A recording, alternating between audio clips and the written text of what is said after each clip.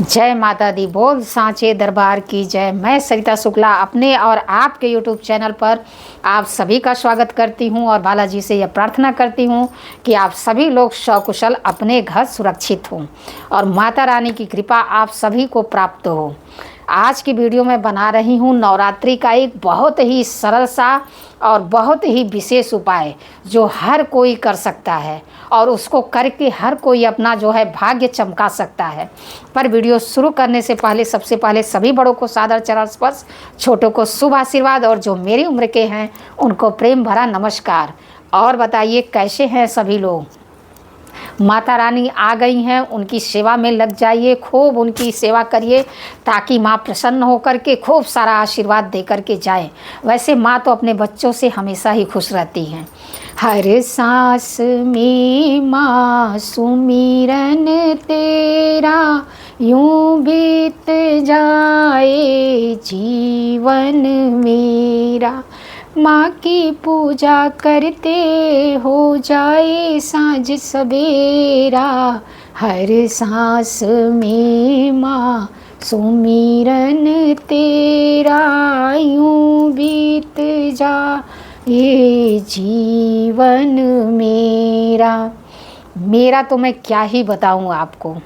दो ही लोग हैं, एक माँ और एक हनुमान जी, जिन्होंने हमारा हाथ समझ लीजिए पकड़ के हमको रास्ता दिखाया है। तो इसलिए मैं तो क्या ही कहूँ इन लोगों के बारे में।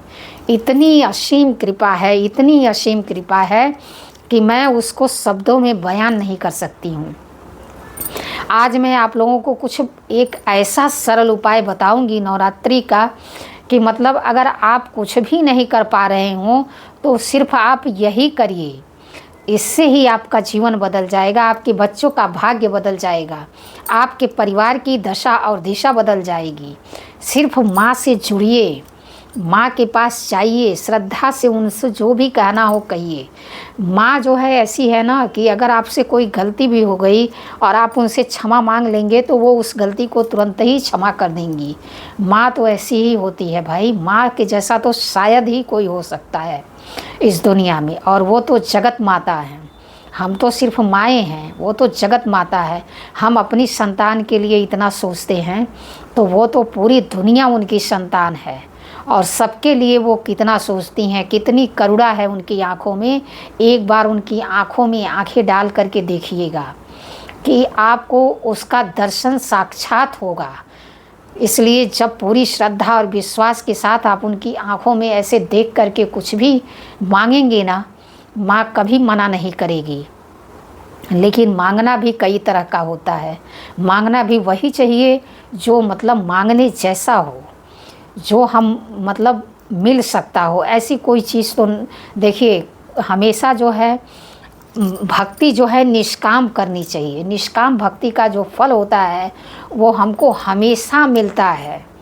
थोड़े दिन भले उसके लिए हमको संघर्ष करना पड़े, लेकिन जब फल मिलना शुरू होता है ना तो उसका फल हमको हमेशा ही मिलता है। मतलब उसका फल मिलना बंद हो ही नहीं सकता, मिलता ही रहता है, मिलता ही रहता है। तो इसलिए मैं तो यही कहूँगी कि निष्काम भक्ति करिए, माँ की शरण में जाइए, उनकी सेवा करिए, मंदिर अपना खूब साफ़ सुथरा करिए, उसको सजाइए, माँ को बैठाइए और उनका 9 दिन अपने घर में खूब स्वागत करिए। 9 दिन अपने घर को एकदम शुद्ध रखिए। जैसा कि मैंने पहले वीडियो में भी बता दिया है, अपने घर में किसी भी प्रकार की नकारात्मक चीज़ों को प्रवेश मत करने दीजिए। माँ को स्थापित करिए, माँ की पूजा करिए। अगर स्थापना नहीं कर सकते हैं, आप मान लीजिए नहीं है आपके पास घर द्वार, उतना नहीं कर सकते हैं, तो उनकी फ़ोटो पर ही पूजा करिए। माँ को मतलब आप किसी भी रूप में भजिए, लेकिन भजिए। अब जैसे कि सब लोग दुर्गा सप्तशती का पाठ करते हैं, नवरात्रि में माना जाता है कि दुर्गा सप्तशती का पाठ करने से आप असंभव चीज़ों को भी प्राप्त कर सकते हैं। तो आजकल की भाग दौड़ की ज़िंदगी में भाई सभी लोग दुर्गा सप्तशती का पाठ नहीं कर पाते हैं। तो वो सोचते हैं हम ऐसा क्या करें कि हमको भी उसका फल प्राप्त हो और हमारी भी जो इच्छाएं हैं वो माँ पूरी करें। तो आपको भी मैं आज वही बता रही हूँ कि आप जो है नवरात्रि में अगर ज़्यादा कुछ नहीं कर सकते हैं तो सिद्ध से क्या होता है, सिद्ध कुंजिका स्रोत आता है। ये दुर्गा सप्तशती में ही है, पीछे मिलेगा आपको। जब दुर्गा सप्तशती का पीछे का पन्ना खोलेंगी तो पीछे आपको मिलेगा सिद्ध कुंजिका स्रोत। इसको आप क्या करिए, इसको आप सुबह उठिए, माँ को दीपक जलाइए, उनके जो है घी का एक दीपक उनके सामने जला करके रखिए, दुर्गा चालीसा का पाठ करिए, विंध्यवासिनी चालीसा का पाठ करिए, उसके बाद सिद्ध कुंजिका स्रोत का पाठ करिए। बहुत छोटा सा है, बहुत टाइम आपका नहीं लगेगा, बहुत जल्दी हो जाएगा। और सिद्ध कुंजिका स्रोत का पाठ करने से आपको जो है दुर्गा सप्तशती के पाठ करने का फल प्राप्त होगा। तो इसको आप 9 के 9 दिन दोनों टाइम पढ़िए सिद्ध कुंजिका स्रोत को।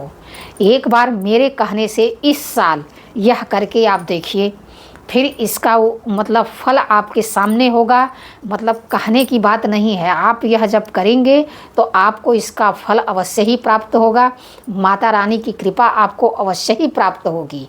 मैं पहले जो है मतलब मेरा भी मन इतना पूजा पाठ में नहीं लगता था।